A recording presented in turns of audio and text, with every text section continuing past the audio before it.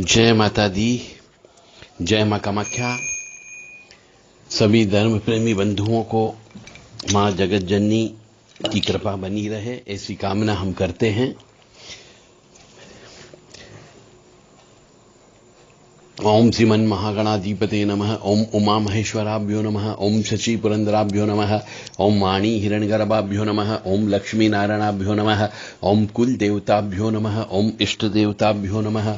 ओम ग्राम देवताभ्यो नमः। ओम स्थान देवताभ्यो नमः। ओम स्थापित देवताभ्यो नमः। ओम सर्वेभ्यो देवेभ्यो नमः। ओम सर्वेभ्यो तीर्थेभ्यो नमः। ओम सर्वेभ्यो ब्राह्मणेभ्यो नमः। ओम सर्वेभ्यो ऋषिभ्यो नमः।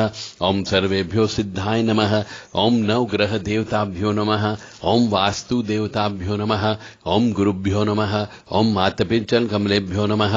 ओम चतुष्षष्टि योगिनी देवेभ्यो नमः। ओम सप्तघत मातृका देवेभ्यो नमः। ओम छम क्षेत्रपालाय नमो नमः।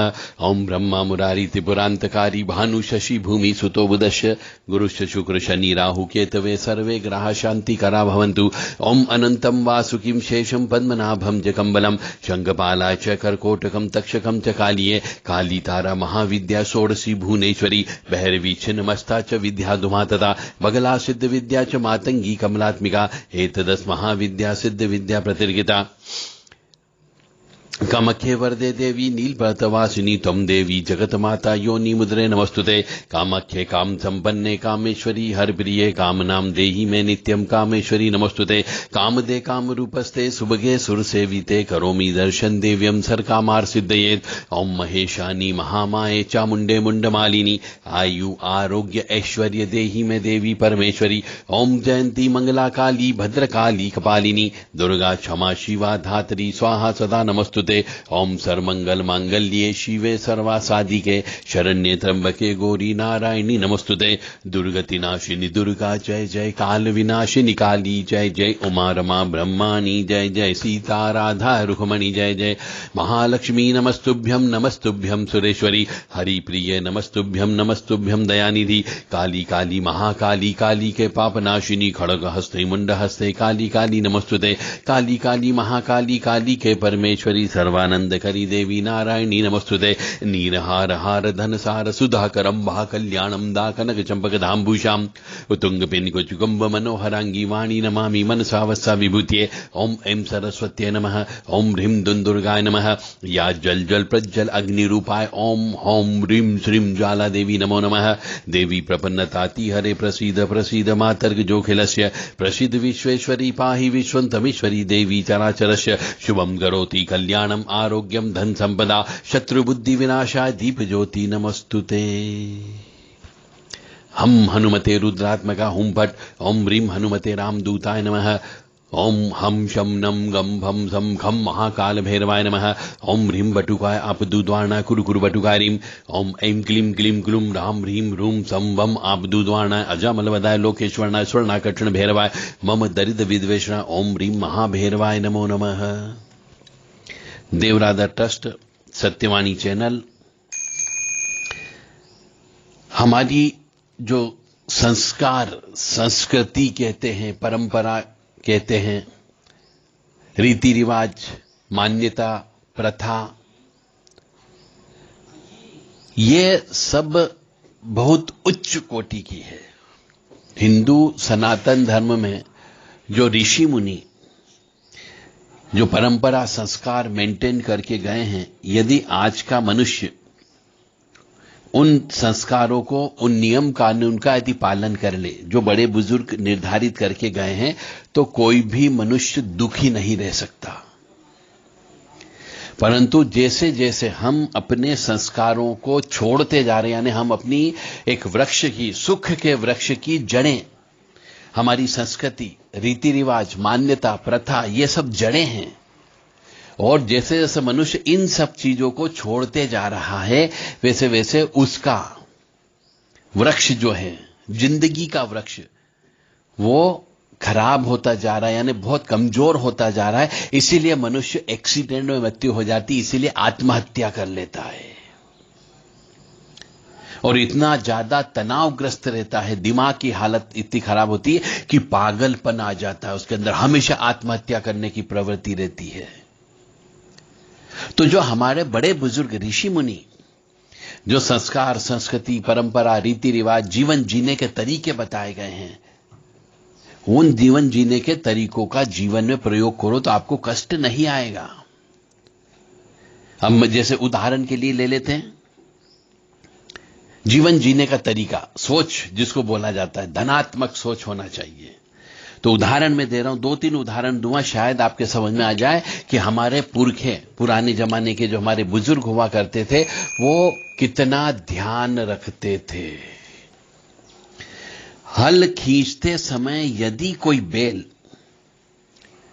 मतलब जब एक किसान अपने खेत में हल जोतता था तो बैल के माध्यम से पहले हल जोते जाते थे। तो सिर्फ सोच बता रहा हूं मैं कि हमारे बड़े बुजुर्गों की सोच क्या कहती है कि हल खींचते समय यदि कोई बैल गोबर या मूत्र करने की स्थिति में होता था तो किसान जो हुआ करता था वह कुछ देर के लिए हल चलाना बंद करके बैल के मल मूत्र त्यागने तक खड़ा रहता था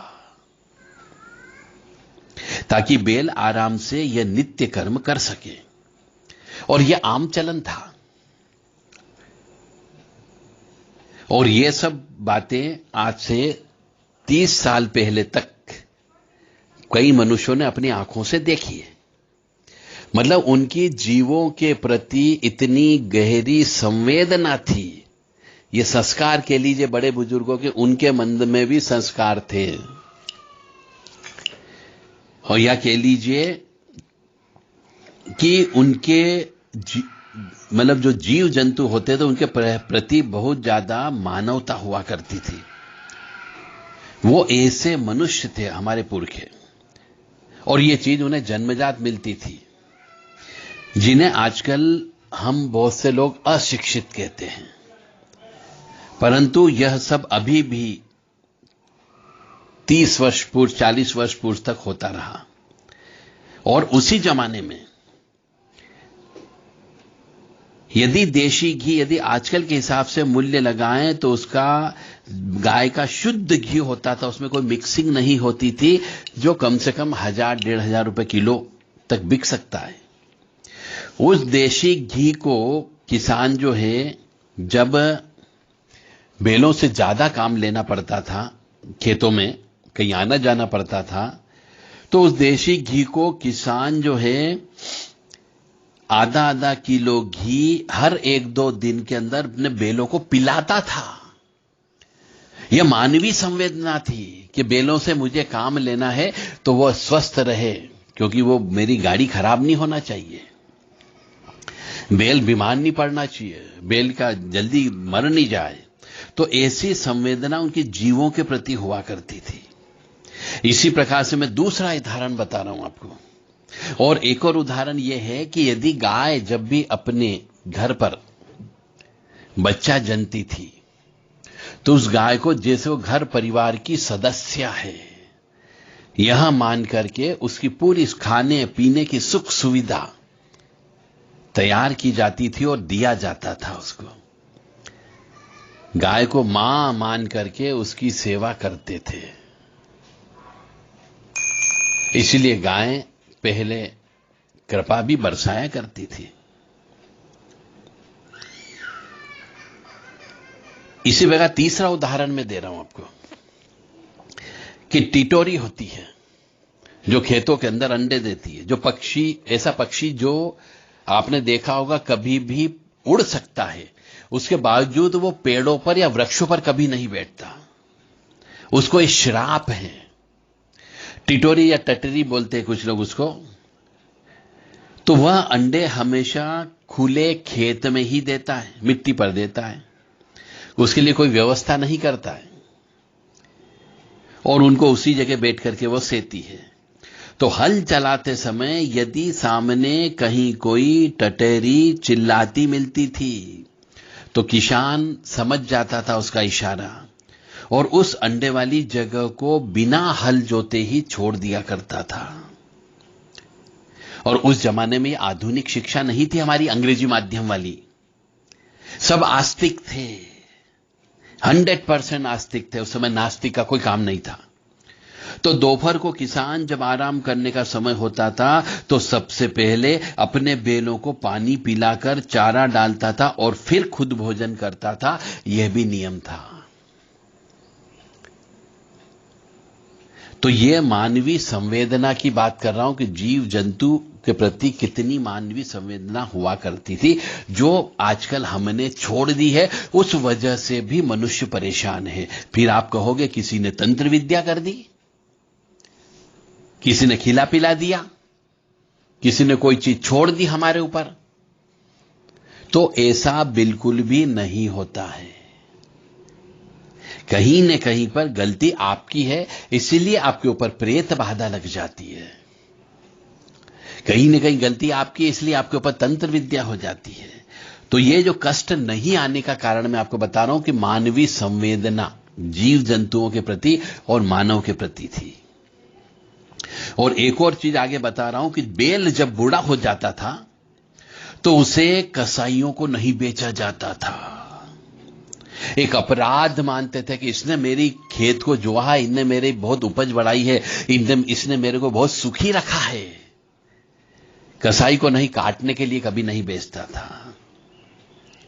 और बूढ़ा बैल जो रहता था कई सालों तक खाली बैठा चारा खाता रहता था और मरते समय तक एक पिता के माफिक उसकी सेवा होती थी।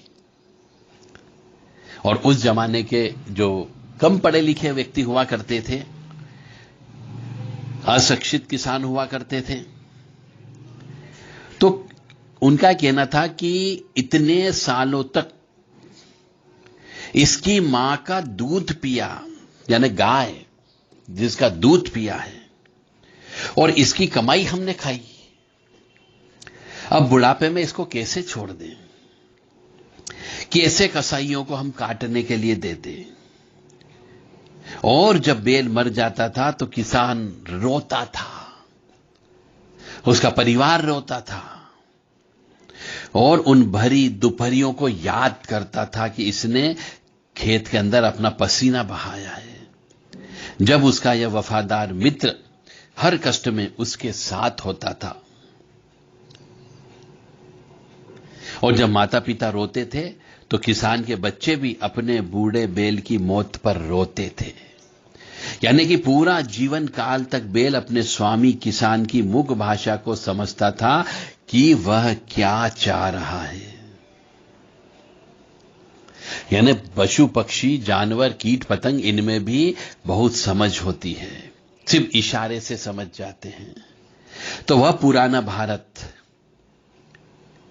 बहुत शिक्षित था, इस प्रकार की शिक्षा थी उनके में, और धनाढ्य भी था। अपने व्यवहार के लिए शिक्षित था, वो व्यवहार के लिए धन संपदा थी उसके पास में, और जीवन का रस हुआ करता था। यानी करोड़ों कई हजार सालों वर्ष पुरानी हमारी जो संस्कृति थी वो वैभवशाली भारत था, वह अतुल्य भारत था। और इसीलिए इन अतुल्य भारत के जो परंपरा, रीति रिवाज, मान्यता, प्रथा, इन सबको आपने तोड़ दिया। इसीलिए आज का इंसान जो है बहुत दुखी है और तनाव में जी रहा है और आत्महत्या कर रहा है। और इसीलिए माता पिता का कहना नहीं मान रहा है, क्योंकि उसने अपनी संस्कार और संस्कृति को भूलकर स्वार्थ में लिप्त हो गया। अब आप कहेंगे कौन कौन से संस्कार जिसका करने से हमें कष्ट प्राप्त नहीं होगा, कौन से ऐसे जीवन मूल्य? तो मानवीय संवेदना के जीवन मूल्य और संस्कार की यदि बात करोगे तो ब्रह्म मुहूर्त में उठना। आजकल मनुष्यों ने ब्रह्म मुहूर्त में उठना बंद कर दिया, इसलिए भी उनका मानसिक तनाव होता है, शरीर खराब होता है और कष्ट की प्राप्ति होती है। तो सूर्य उदय हो उसके पहले पूजा पाठ हो जाना चाहिए, यानी 4 बजे ब्रह्म मुहूर्त के अंदर आपको उठना है और उसके बाद में पूजा पाठ करना चाहिए और सूर्य नारायण भगवान को जल चढ़ाना चाहिए। ओम घृणी सूर्याय नमः, ओम ह्रीम घृणी सूर्याय नमः, ओम राम ह्रीम रोम सूर्याय नमः। इस प्रकार से सूर्य नारायण भगवान को मंत्र बोलते हुए जल चढ़ाना चाहिए। गायत्री मंत्र का जप करना चाहिए। ओम भूर्भुवः स्वः तत्सवितुर्वरेण्यं भर्गो देवस्य धीमहि धियो यो नः प्रचोदयात्। तो गायत्री मंत्र की भी एक माला सूर्य उदय हो उसके पहले पहले हो जाना चाहिए, तो आपके ज्ञान में भी वृद्धि होगी। ये हमारे जीवन मूल्य हुआ करते थे। और उसके बाद में घर के अंदर जो भी बड़े बुजुर्ग हुआ करते थे उन सबके चरण स्पर्श किया करते थे सब बच्चे लोग। तो स्वतः पितृदोष होता था वह शांत हो जाता, मातृदोष होता था वह शांत हो जाया करते था, और बड़े बुजुर्गों का श्राप हुआ था वो खत्म हो जाया करता था स्वतः। क्योंकि चंद्रमा के साथ यदि राहु बैठा है तो मातृदोष लग जाता है, यदि सूर्य के साथ राहु बैठा है तो सूर्य दोष लग जाता है, पितृदोष लग जाता है, और यह भयंकर रोग की उत्पत्ति देता है, आपका भविष्य रोक देता है, आपका भाग्य को रोक देता है। आज के जमाने में यही चल रहा है। तो आज के जमाने में पितृदोष ज्यादा क्यों होने लगा, काल सब दोष से युक्त क्यों होने लगे? क्योंकि पुराने जमाने में सांपों को मारा नहीं करता था, सांपों को पूजा जाता था, परंतु आज के जमाने में सांप जैसे ही निकलता उसे मार दिया जाता है, तो पितृदोष की उत्पत्ति हो जाती है और फिर कष्ट भुगतते हैं। फिर कहते हैं तंत्र विद्या हो गई है, तंत्र को बदनाम कर रखा है। कष्ट आप करते हो, पाप कर्म आप करते हो, चाहे इस जन्म का हो या पिछले जन्म का हो, और तंत्र को बदनाम करते हो। कोई तंत्र ने कुछ कर रखा होगा, किसी ने तंत्र कर दिया, कोई हमसे जलने लगा था। परंतु अपने आत्मा में झांक करके देखो कि आपने क्या पाप कर्म किया, किन किन चीजों को समाज पाप कर्म मानता है, किन किन चीजों को धर्म पाप कर्म मानता है, वो पाप कर्म की श्रेणी में आएंगे ही आएंगे। अब चाहे चार दीवारी के अंदर बंद होकर के करो या सबके सामने करो। यदि आपका शरीर एक्टिव है, यदि आप जिंदा हो, तो आपके अंदर ये आत्मा नाम की चिप लगी हुई है, और ये आत्मा नाम की चिप लगी हुई है तो ये एक्टिव है। यानी मोबाइल किस जगह काम कर रहा है वो वहां का सब चीज की फोटो चित्रगुप्त जी महाराज के वहां पहुंच रही है। तो उसका फल अच्छा बुरा जो भी है वो तो आपको भुगतना ही भुगतना पड़ेगा। इसीलिए हमारी जो संस्कार, संस्कृति, परंपरा, रीति रिवाज, मान्यता, प्रथा है उनका पालन करें। कुल देवी देवता की पूजा साल में एक बार या तो कम से कम करना है, नहीं तो 2 बार दोनों नवरात्रि में जाना चाहिए, या तो अष्टमी को या नवमी को पूजन करना चाहिए। अधिकांशतः कुल देवी के रूप में काली मां की पूजा होती है और कुल देवता के रूप में भैरव जी महाराज की पूजा होती है। 80 या 90% केसेस में काली मां किसी भी रूप में हो, नाम अलग अलग हो सकता है, उस रूप में वो कुल देवी की पूजा की जाती है। और कुल देवता के रूप में नाम कुछ भी हो सकता है, भैरव जी महाराज के रूप में ही कुल देवता की पूजा होती है। तो काली मां की पूजा करें, कुल देवी की पूजा करें, भैरव जी महाराज की पूजा करें, यह अत्यंत आवश्यक है। और साल में, वर्ष में एक बार 16 श्राद्ध आते हैं, 16 दिन उन पितरों के निमित्त आपको पिंडदान करना है, तर्पण करना है, अन्य वस्तुओं का दान करना है, भोजन का दान करना है, अन्न का दान करना है, धातु का दान करना है, वस्त्र का दान करना है, तो आप सुखी रहोगे, अन्यथा आपको जीवन में कष्ट की प्राप्ति होगी। अब आप कहोगे साहब हमारे पास तो इतना पैसा नहीं है कि मैं दान दे सकूं, तो फिर आपको कष्ट भुगतना है। आप अपने पैसे में से 10% हिस्सा निकाल करके खर्च करिए, या फिर पूरे साल भर आप खाना तो खा रहे हो, पैसा तो कमा रहे हो, घर तो चला रहे हो, आना जाना भी कर रहे हो, मोबाइल भी मेंटेन कर रहे हो, यानी पैसा तो आप खर्च कर ही रहे हो। तो जितना पैसा आप अपने परिवार के ऊपर खर्च करते हो उसका 10% हिस्सा ईश्वर के नाम पे भी खर्च करो, तो आपको सुखी रहोगे। जय माता दी, जय मां कामाख्या। काली तारा महाविद्या षोडशी भुवनेश्वरी भैरवी च नमस्ता च विद्याधुमा तथा बगला सिद्ध विद्या च मातंगी कमलात्मिका एतदस महाविद्या सिद्ध विद्या प्रतिर्गता। ओम ऐं ह्रीं क्लीं महादुर्गे नवाक्षरी नव दुर्गे नवात्मिके नव चंडी महामाय महामोय महायोग निद्रे। जय मधुकैतर विद्राणी महिषासुरमर्दनी धूम्रलोचन सहंती चंडमंड विनाशिनी रक्त बीजांत्य निशुद्ध हंस निशुद्ध दर्पंदी देवी अष्टादश बाहु के कपाल खड़क शूल खड़क दानी छिन्न मस्तक दानी रुद्र मांस भोजिनी समझ भूत प्रेतादि योग धनसिनी ब्रह्मोनांदरी स्तुति दहिमा रक्ष रक्ष मम सरसतुनम खादे खादे हिंसा हिंसा मारे मारे बिंदी बिंदी छिंदी छिंदी उच्चाटे उच्चाटे दावे दावे शो शो से नाचे नाचे ह्रीं फट होम फट ओम ऐं ह्रीं क्लीं चामुंडाय विच्चे।